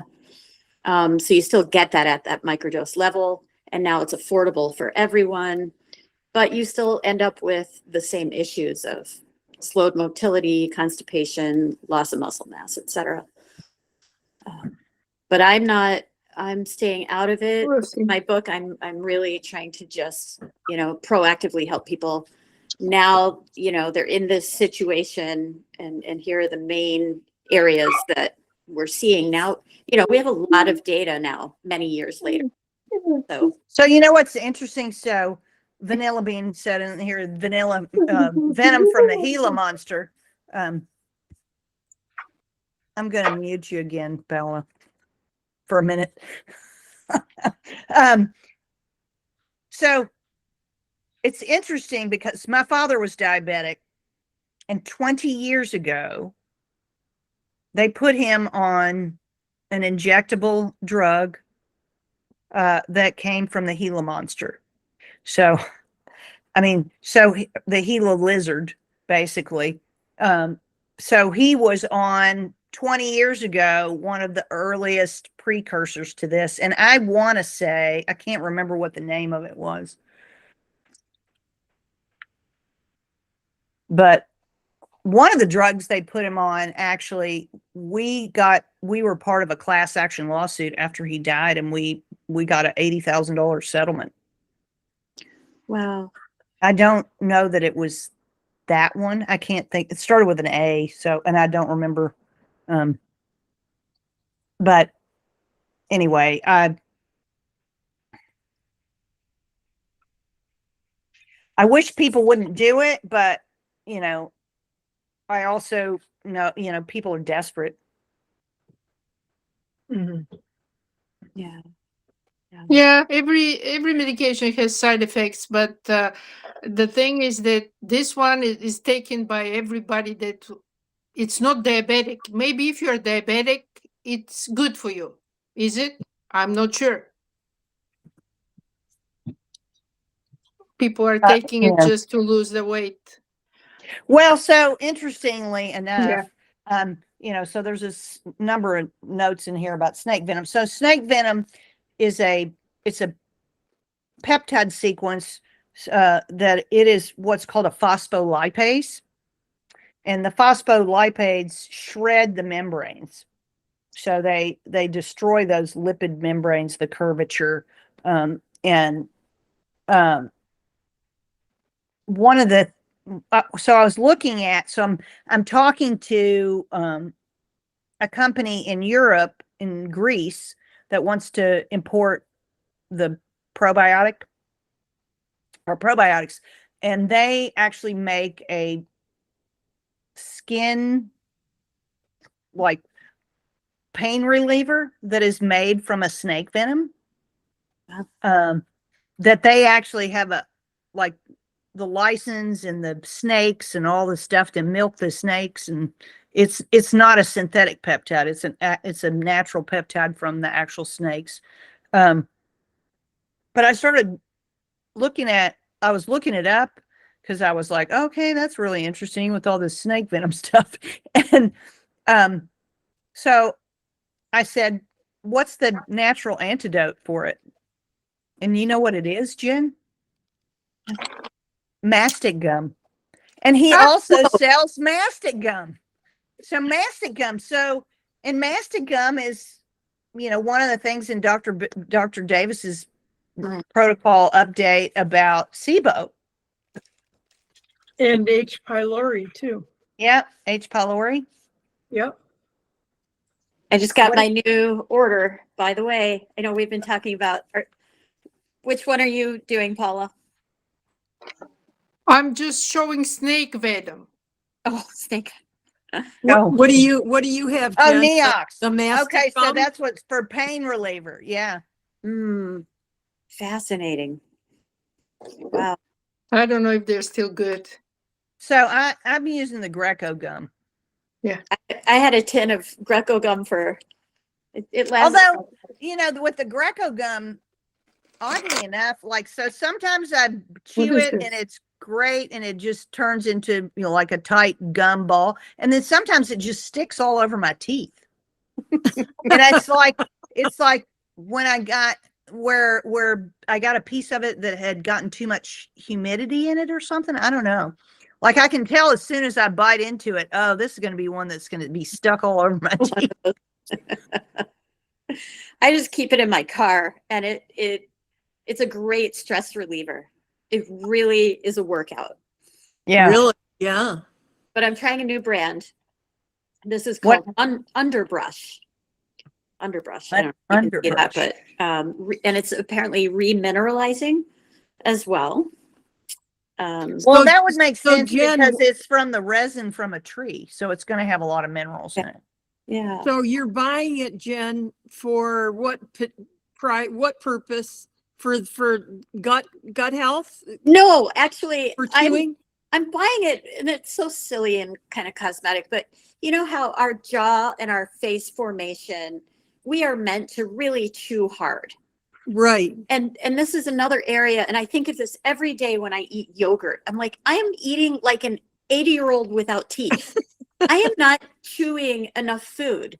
And I try to add crunchy things to my yogurt bowl, but it's not enough. I mean, a Yeah. little coconut flakes, that's not really stressing. Right. So it's like exercise. And if we want to reach our, like our potential, I think we need to be chewing. I think I think we need more muscles. I think this is an area that we've lost. And then we, I don't know. I How could do you use a eat little. your apples? I eat Don't you apples. eat apples? Well, I eat a half Like- an apple because of the carbs. So yeah, I eat a half an apple. But Is do that you cut it or hard you enough? eat it like this? I slice it. I should Yeah. probably Ah, just that's chomp your it. problem. Well, You it Just chew on it.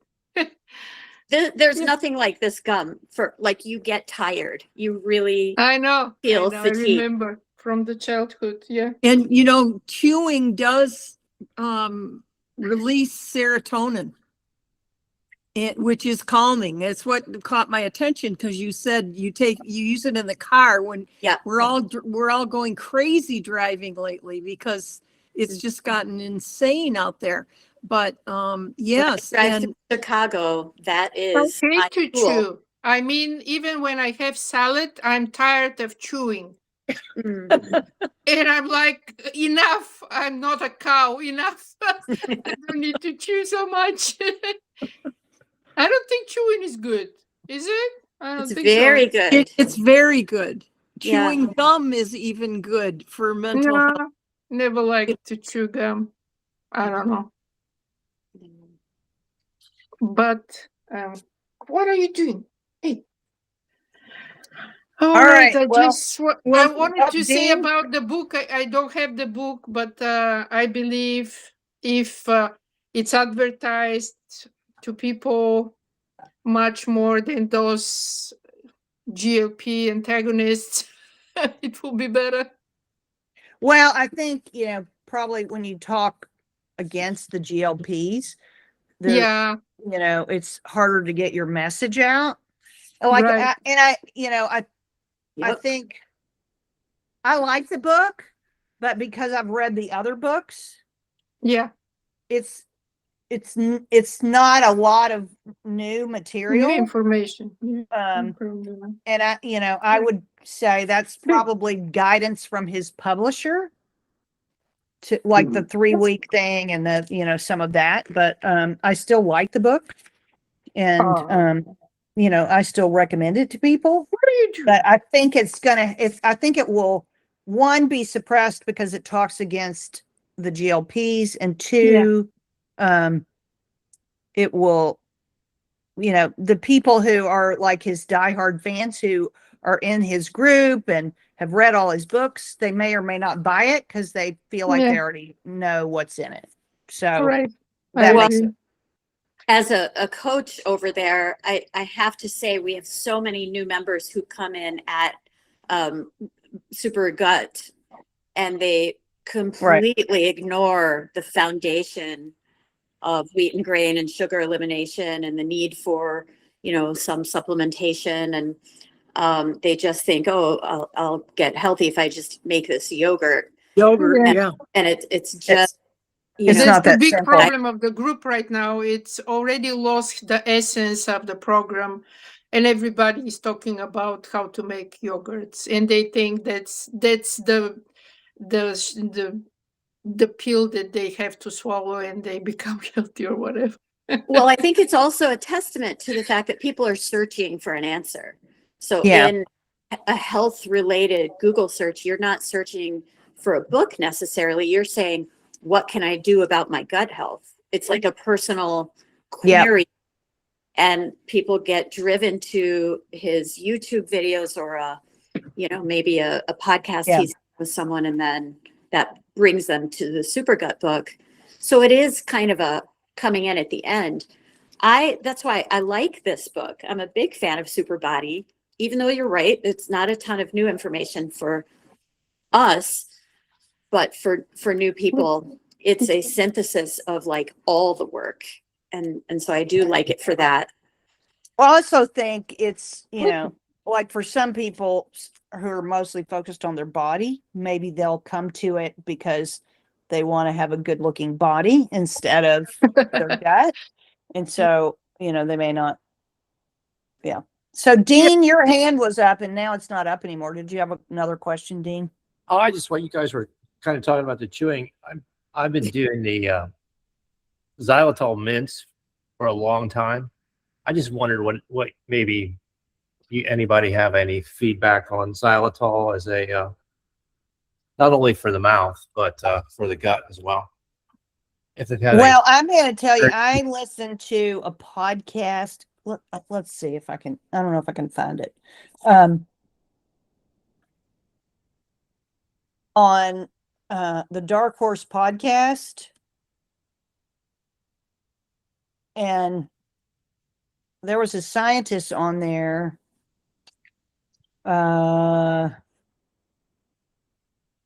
Let's see.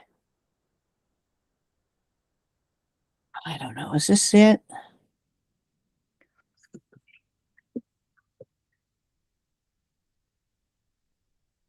I don't think that was not it.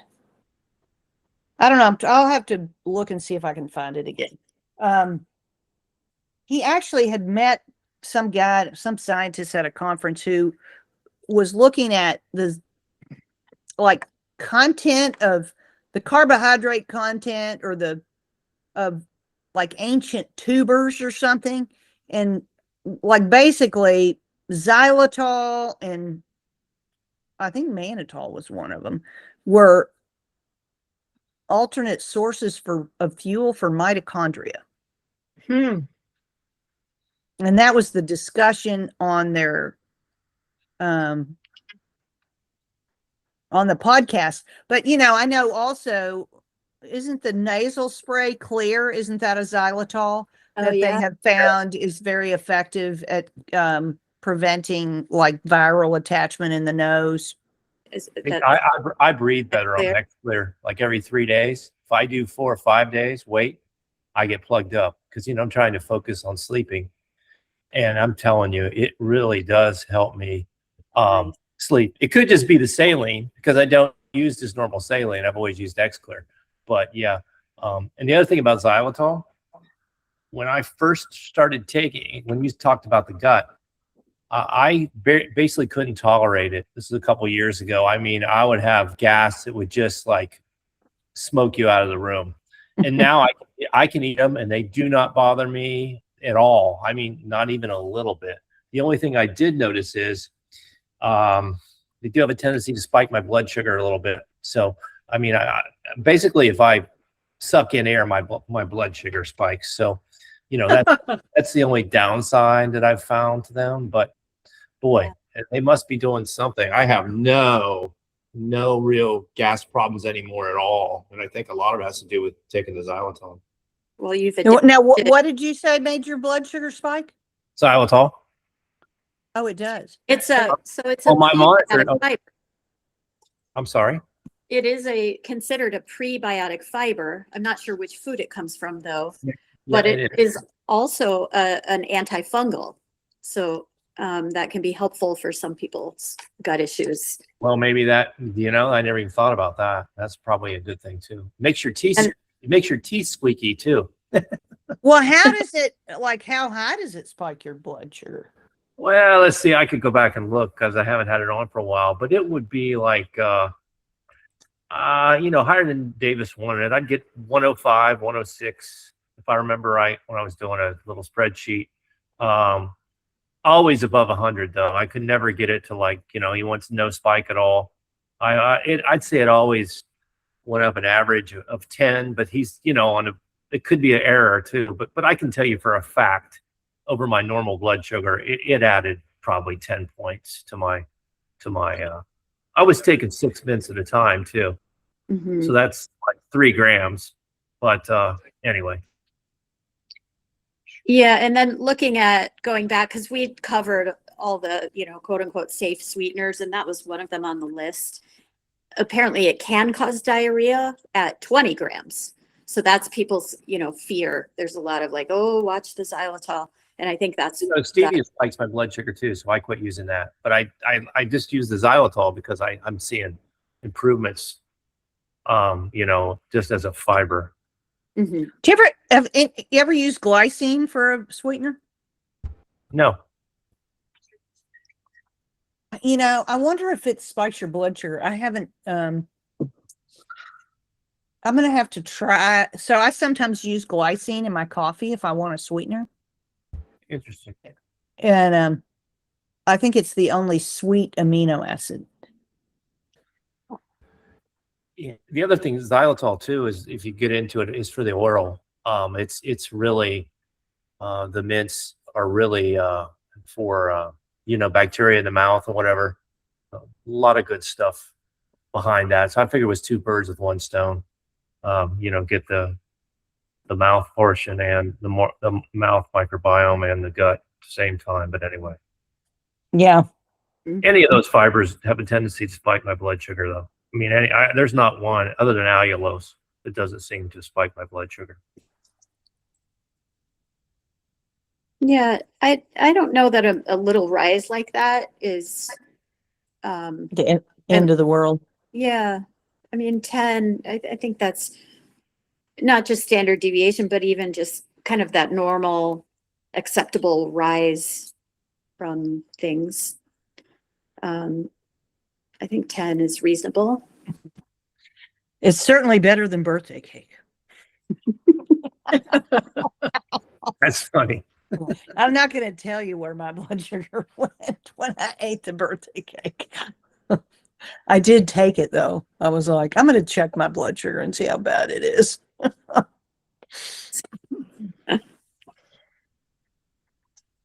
All right. Well, I think we're at our 2-hour mark. So, we always run over. Anyway, thank you for joining me on my birthday. Happy to talk about birthday, the book. Martha. Yes. Happy I birthday. hope you will Good. buy the book and read it. I enjoyed the book. I love Dr. Davis's work, and I think we're all super fans of the Superman. Yes. So, let's all have smoother skin and a better body. Okay. Who doesn't Sounds want good. that? Yeah. Who doesn't want smoother skin and a better body? I can That's tell right. you, after spending 4 days in Colorado again, I don't have smoother skin. It is so dry out there, so dry. Anyway, thank you again, and we will see you next time with the gut immune connection, or we'll see you next week on the Learning Lab call. Thanks. Good All night, right, bye. Martha. Thanks. night. Thank you. Have a good night. Thank you night. and happy birthday. Bye bye. Thank you. Bye-bye.